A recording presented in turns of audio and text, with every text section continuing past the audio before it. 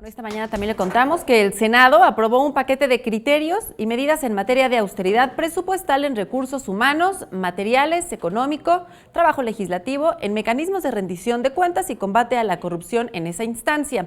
El acuerdo propone reducción en asignaciones para la contratación de personal bajo el régimen de honorarios, reducción de alimentos para senadores en días de sesión, lo cual incluye eliminar frutas, semillas y bebidas especiales. También se contemplan medidas de austeridad para los funcionarios del Senado en temas como gasolina, telefonía celular, gastos médicos mayores, vales de despensa, peaje, mantenimiento de vehículos, complemento de aguinaldo y seguro de separación individualizado, entre otros. Para los grupos parlamentarios se prevén medidas de austeridad en las plazas de estructura de apoyo, honorarios para la contratación de personal y creación exclusiva de 42 comisiones legislativas. El Instituto Nacional Electoral invitó a los menores de edad a participar en la